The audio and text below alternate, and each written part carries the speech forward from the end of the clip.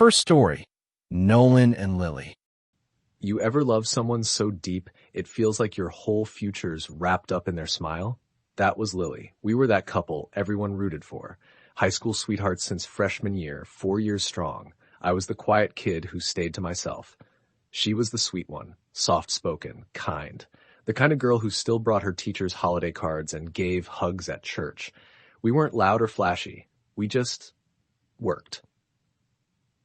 Our parents used to say we were old souls. Everywhere we went, it was Nolan and Lily. We walked to school together, studied together, even shared a locker sophomore year. People used to joke that we'd be married by 21. So when she told me she was pregnant, nobody even blinked. Of course it was mine.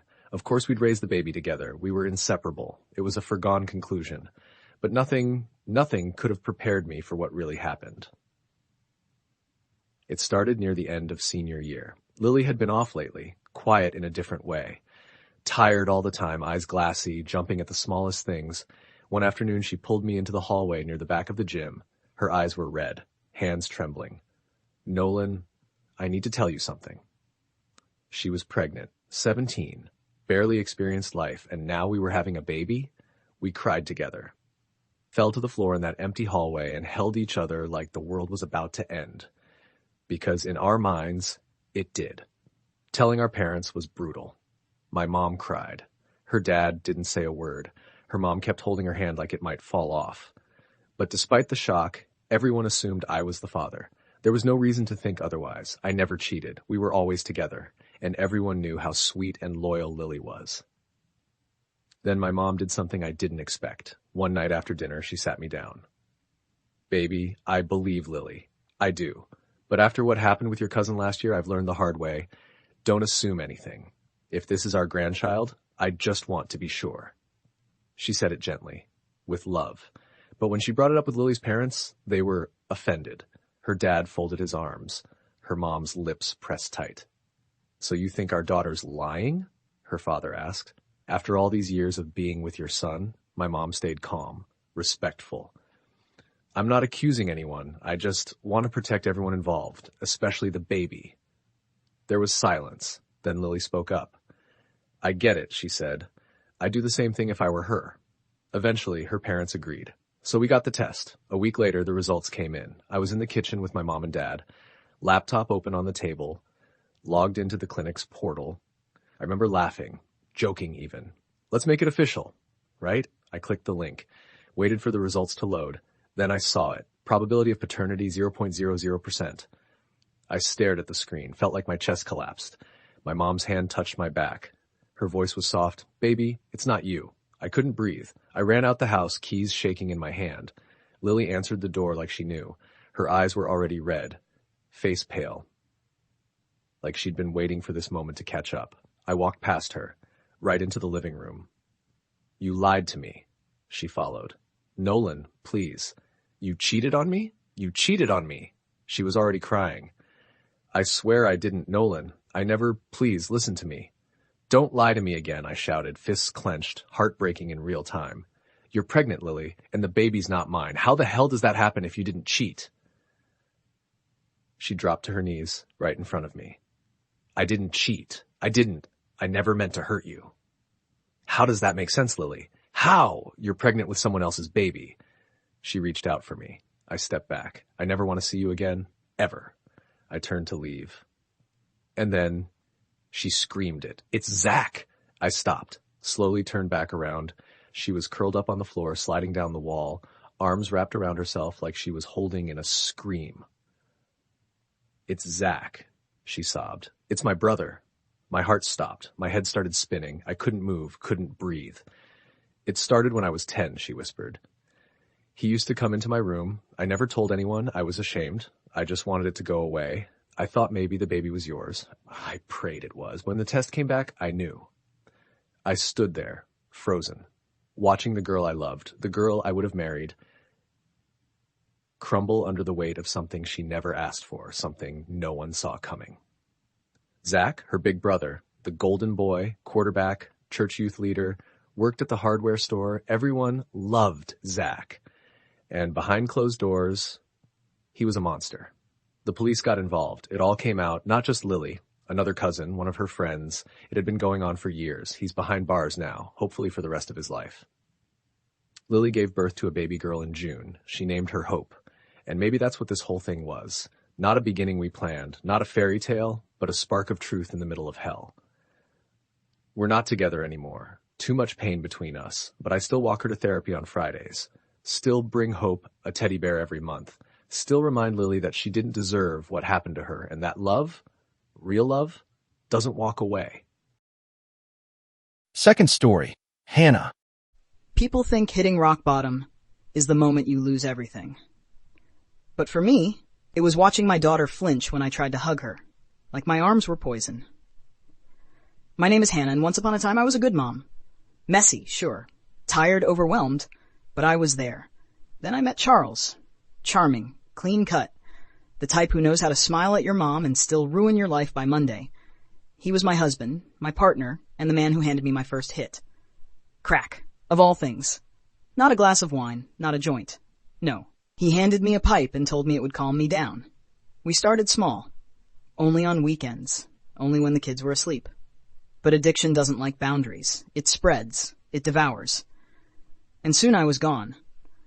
I don't remember Charles leaving. Just packed his things, grabbed the kids, and ghosted. Left me with a hollow apartment and a court summons.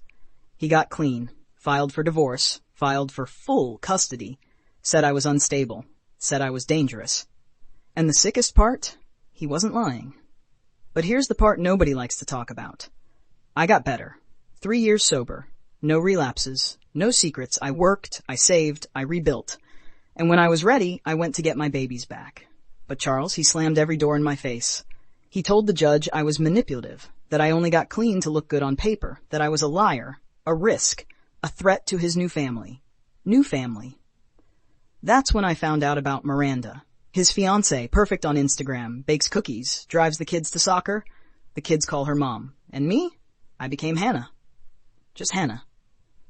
When I got visitation, it was supervised. 3 hours, twice a month. The first time I saw them, my son wouldn't speak. My daughter cried for Miranda the whole time, clung to the caseworker like I was a stranger. I used to rock her to sleep. Now she asked if I was the lady from the clinic. I tried everything. Brought toys they used to love, made photo albums of when we were a family, wrote letters, bought books. Charles said I was manipulating them, said I was confusing them. He told the court I was emotionally disruptive. Miranda smiled from the back row, like a queen watching her rival fall. One night I called Charles and begged. Just let me have them for a weekend. Let me remind them who I am. He said, "You were their mother, Hannah. But you let that go. They're happy now. Don't screw that up." Then he hung up. The next day I filed for shared custody. Didn't care how long it took. Didn't care how much it cost. I was going to fight, and fight I did. Therapists, lawyers, evaluations, character witnesses, I laid my life bare. Meanwhile, Charles and Miranda showed up in matching sweaters, telling the judge how stable and safe their home was. And here's the twist. I won. Not full custody, but enough to have my weekends. I thought the war was over. It wasn't. Miranda started bribing them. iPads, trips, sleepovers. I'd pick them up and they'd sob, beg to stay with her, call me Hannah in front of the court liaison. I tried not to cry. But when I dropped them off Sunday night and my daughter ran to Miranda's arms and said, "I missed you, Mommy," something inside me broke. You know what recovery doesn't prepare you for? The silence. The moments when you do everything right. And it's still not enough. But I kept going. Every visit, every call, every birthday, I was there. At first they didn't smile. Then they gave polite hugs. Then they asked me if I remembered their favorite cartoons. And last week, my daughter called me Mommy. Not Hannah. Not the lady. Mommy. I don't know if I'll ever get them fully back. Maybe Miranda always stays in the picture. But I'll be there. Because I'm their mother. The one who stumbled. The one who bled for her second chance. The one who never stopped loving them, even when they forgot how to love me back. So if you're listening, don't count us out, the addicts, the screw-ups, the ones who lost it all, because some of us come back swinging, some of us come back clean, and some of us, we come back for our kids. Third story, My adult kids aren't mine. Imagine waking up one day to find out your wife of 51 years has been lying to you throughout most of your relationship.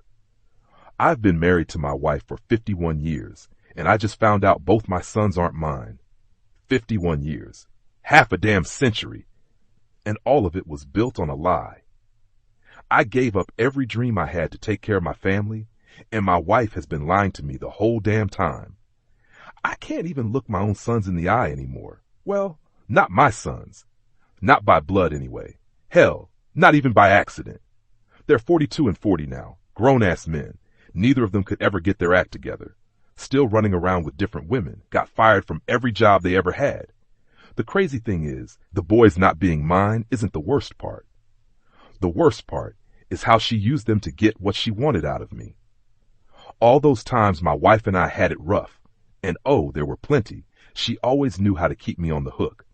Every time I threatened to leave, every time I packed a bag, she'd say, "But what about the boys? You'll tear this family apart. You'd leave your sons behind." For the longest time, they had none of my traits. I figured maybe they just took after their mama. She always had a flair for the dramatic and a knack for dodging responsibility. But now I know the truth. They don't act like me because they ain't mine. I ignored every warning sign there was. I heard whispers, but I felt like it was just gossip, people making up stories because they got nothing better to do.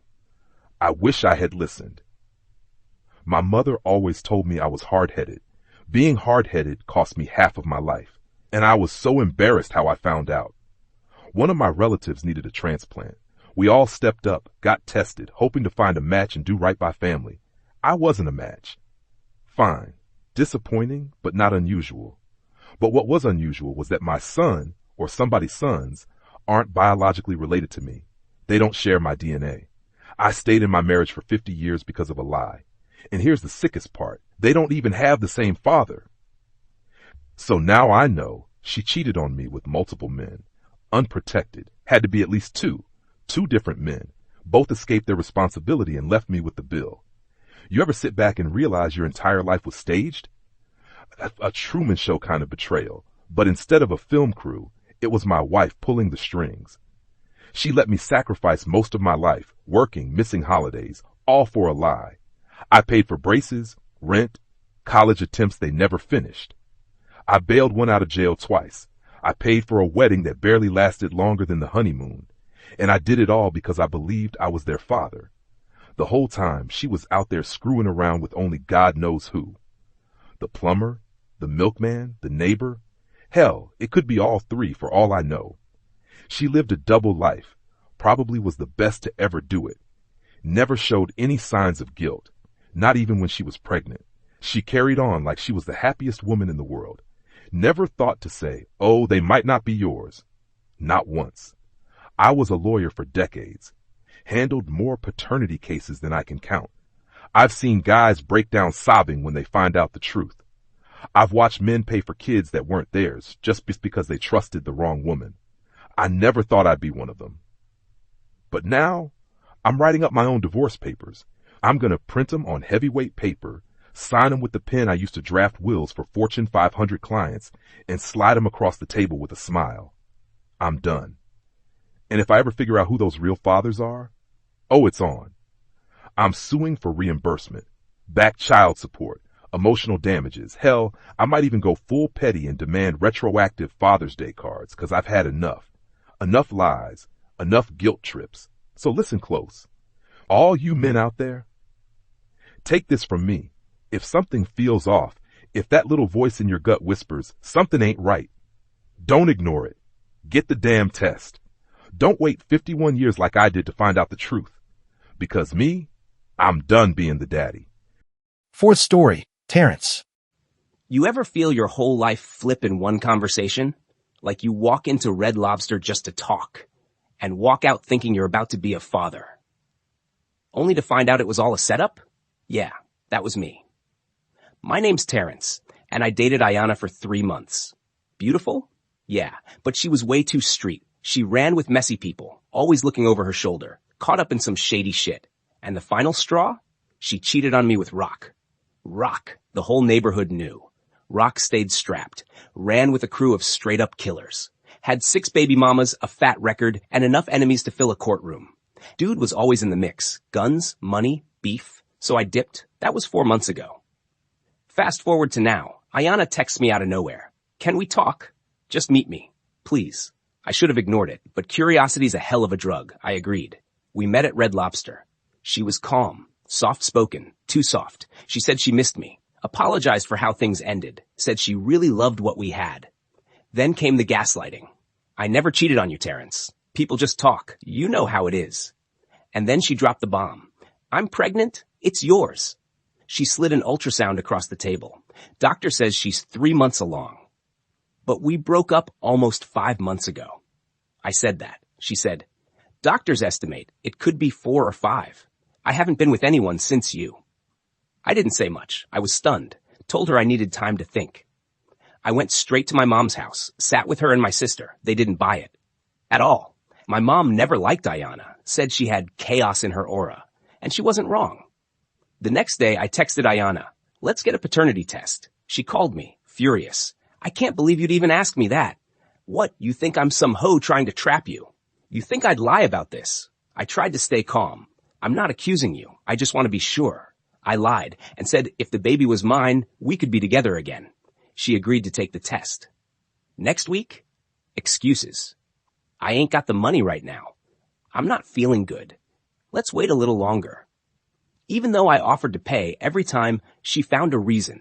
Eventually, she says she can order the test herself, gets a discount through her insurance. Fine. We take the test. While waiting, I talked to my boy John. Told him everything. He said, man, don't trust her. I saw her just last week, walking down the street with Rock. I felt my chest tighten. Then, I get a text. It's a picture of a test result from Ayanna. It says, I'm the father, 99.9%. I tell John. He just shakes his head. Damn, bro, I feel bad for you. I go to my mom's house, show her the test. She squints, looks close, then says, this don't look right. She points out typos, misaligned headers, different font sizes. Looks like someone tried to fake this, Terrence. I confront Ayanna that night. She starts crying. I can't believe you'd do this to me. You're trying to dodge your responsibility. I thought you cared. I keep pressing. Is it real? Ayanna, is the baby mine? She stares at me. Long silence. Then she says, promise me you won't get mad. Just tell me the truth. It's not yours. I just stood there. Then whose is it? It's Rock's. I couldn't believe it. You dragged me through this whole thing, lied to me, had me questioning everything. She says, I didn't know what to do. I just needed your help. Help with what? A baby that's not mine? Then she drops the real reason. Rock's got too many kids already. He can't sign the birth certificate. He's got court stuff, warrants. If he signs anything official, they're coming for him. So you tried to put it on me? I thought you cared. I just needed a clean name on paper. Rock said he'd pay for everything. You wouldn't even have to do anything. I stared at her like I didn't even know who I was talking to. So y'all tried to set me up? Don't say it like that. Nah, say it exactly like that. She flipped. Fuck you then. Rock's gonna kill you for disrespecting me like this. She stormed out. I told my mom, told my sister, told John. They were stunned, also scared. Then it got real. One day I'm at work. Rock pulls up. Big black truck, tints. Crew in the back seat watching me like wolves. He steps out. Look, man, Ayanna needs someone on that paper. You ain't gotta raise the kid. Just sign the form. Handle that. I told him I couldn't do that. He stepped closer. You sure that's what you want to say, bro? World ain't always safe for a man walking alone. I said, it is what it is. He stared for a second, then left. That night, 2 dudes jumped me outside the gas station. Didn't say a word, just fists, kicks, gone in 30 seconds. So yeah, Ayanna lied, Rock threatened, and me? I'm lucky I'm still standing. Fellas, let this be your warning. Don't ignore your gut. Don't get guilted into someone else's mess. Don't sign nothing without proof. Because some setups, they don't just take your name. They'll take your life. 5th story, Chris. My name is Chris, and if I could rewind time just one fleeting chance to undo a single moment, I'd be back in that sterile hospital room, pen trembling in my hand, heart hammering like a war drum, and I dropped that pen and walked the hell away. It all started when I escaped her. 5 months with Tanya felt like a lifetime in a pressure cooker. Every day was a fresh battle, her accusations slicing through me, her tantrums exploding without warning, her demands for money laced with guilt that left me hollow. I couldn't even glance at my phone without her snarling about some imaginary fling from high school. I'd drag myself home from work, bone-tired, and still end up defending myself over a like on some random girl's post. She'd rifle through my messages, cry when I said I was going to the gym, beg for money one minute, then call me selfish the next. I tried. God, I tried. Handed over money I didn't have, apologized for sins I didn't commit, tiptoed around her like I was living in a minefield, but nothing was ever enough. So I left. Not because of a baby. Not because I was dodging responsibility. I left because she was unraveling me, piece by piece. 2 weeks later, my phone lit up, a text from Tanya. I'm pregnant. It's yours. If you don't step up, you'll regret it. No sonogram, no due date, just those words sharp as a blade and a threat that felt like a noose tightening around my neck. I was floored. Could it be mine? We'd been together, yeah? But something felt off. Her story kept shifting. 6 weeks, 4, maybe 3. It didn't add up. I stayed calm, said, let's get a paternity test. That's all I'm asking. She exploded, called me a deadbeat, said I was just like every other sorry-ass man. And then the harassment started. Calls, texts, voice notes. Every damn day. You gonna leave me pregnant and broke? Cash at me or I'm showing up. You're not even a man, Chris. She started banging on my door at night. Lena, my new girlfriend, was hiding behind the curtains, shaking. One time, Tanya showed up with a trash bag full of baby clothes, screaming on my lawn, take your son's stuff since you want to act like he ain't yours. We didn't even know the baby's gender. Then she came for my job. My job, scenes in the parking lot, telling coworkers I was a deadbeat, lying on Facebook, Twitter, TikTok, saying I ran when I found out she was pregnant. False. I left because I was trying not to lose my damn mind. Every time I asked for a paternity test, excuses. I'm too sick. I have a doctor's appointment. The baby's kicking too much. But she was never too sick to collect cash, never too tired to argue, never too broke to demand more, and not once did she show proof of these ultrasounds or baby supplies I was apparently funding. Lena couldn't take it anymore.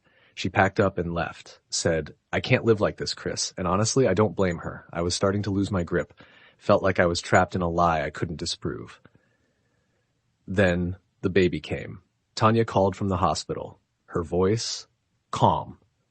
Almo just gave birth. You better show up if you've got a shred of decency. Against every instinct in my body, I went.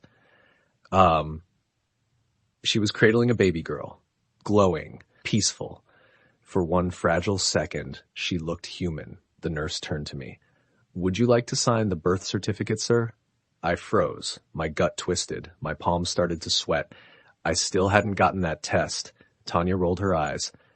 God, Chris, don't be so embarrassing. Just sign it. I'll get you the test later. You know she's yours. And I signed. Like a damn fool. I signed.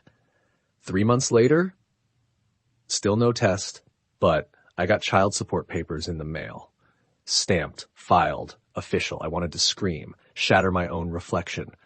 How could I have been so stupid? I called the state, told them everything. I never got a test. I had doubts from the beginning. They didn't care. Sir, you signed the birth certificate. That makes you the legal father. You'll need a court order to challenge it.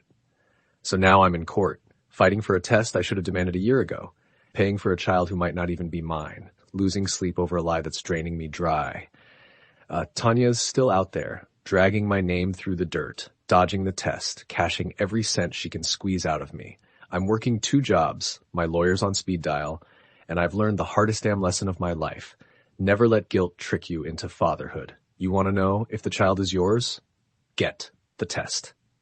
Before the hospital, before the signature, before the hell. Because the court doesn't care about your doubts. They care about that ink on the paper. I swear on everything, I will never sign another damn thing without proof again.